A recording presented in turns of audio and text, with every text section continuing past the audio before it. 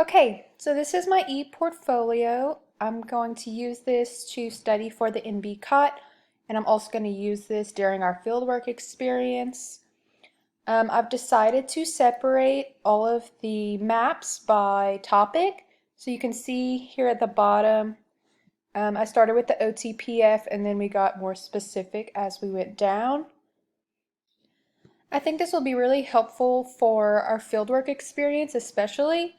I like that we won't have to go digging through our books, and we have multiple book chapters divided into these certain topics. So when we're learning about a certain diagnosis or a certain occupational performance problem, we can come here and select a tab and learn from Pedretti, Radomski, Sames, all in one spot. And for the NB cut, I'm probably going to want to use my books a little bit more, but this is going to be a great area to review everything once we've finished reading the chapters. And I hope to just keep adding to these concept maps as I'm reading through all the books and piecing everything together. So I'm hoping this could potentially save me some time and save me some space. I won't have to carry those books around. I'll have everything in one spot. And it also just lays out the information in a way that the book couldn't. So I organized all of this and customized it perfectly to what I want. So it makes it just that much easier to study. Okay, so now I'm going to show you how I laid my ePortfolio out. I wanted to start with the most basic and foundational topics and then move to more specifics. So I wanted to start with the OTPF. So here's our OTPF concept map.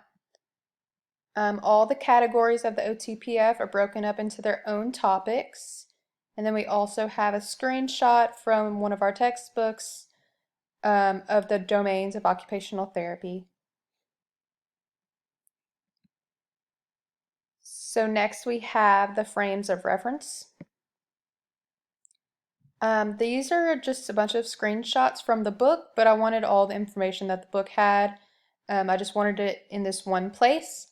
So I put all of the frames of references in this concept map, and I think this will just be very helpful to look back on during fieldwork when we're needing to choose which ones to use. And then this is also very helpful for the MB-COT because I know a lot of questions will be coming from all these basic concepts that we've been learning throughout the program. So then we have the different types of clinical reasoning. Right here we have the basic types.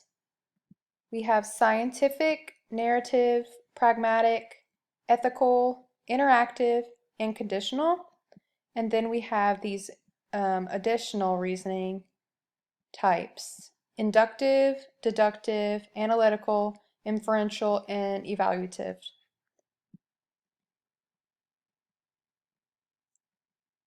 All right, so the next slide shows information from two different areas. I combined the occupation as therapy and the learning chapters into one because I think that they go well together when I'm trying to find client-centered, occupation-based intervention plans. I think I'll want to look at both of these. So on this side we have the topic of learning, and then on this side we have the topic of occupation as therapy, and it goes into grading, adapting, and selecting interventions.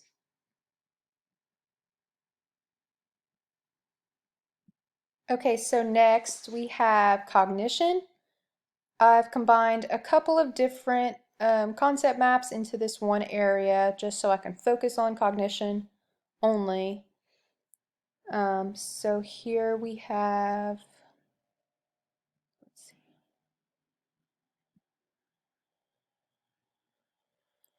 So this is rehab approaches.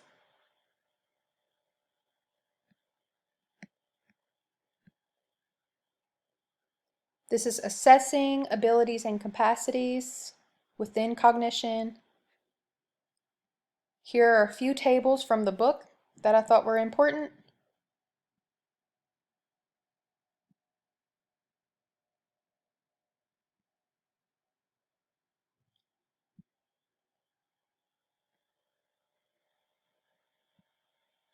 And here are interventions and diagnosis.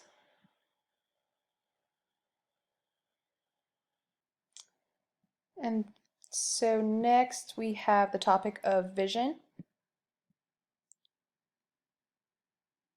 So here are a few pictures from the book.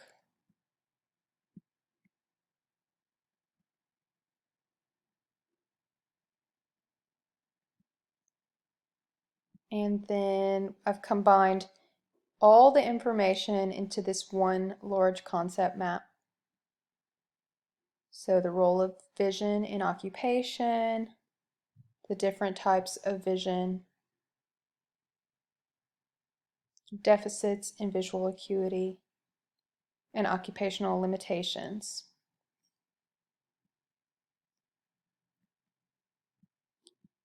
Okay, the next topic is motor planning. So here I've combined everything. We have tests for apraxia, gait assessment, types of apraxia, CNS lesions, definitions of motor dysfunctions caused by CNS lesions, motor neglect,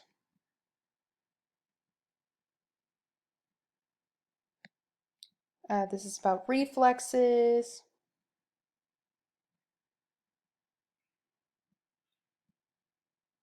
so yes, a lot of different information about motor planning all put in one.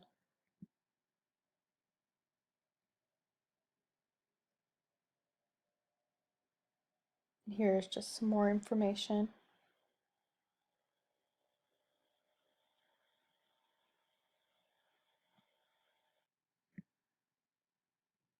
So I think motor planning will be especially important to me on field work. I know that the therapist I would be working under in an inpatient setting sees a lot of stroke patients. She talked about the Brunstrom a lot, so I think I'll be referring back to this mostly for field work and then of course for the NB cot. The next slide is sensation and perception. So here is assessing sensation. So we have the distribution of peripheral nerves, dermatome, distribution,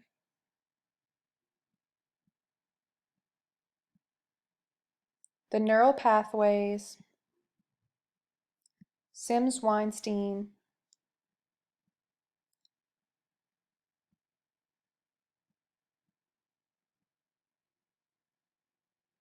and here is information about evaluation and intervention. So we have pictures from the book describing certain interventions.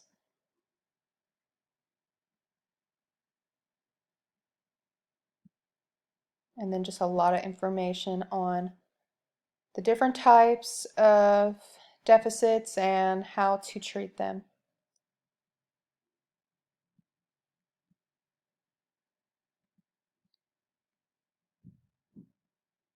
This is more about interventions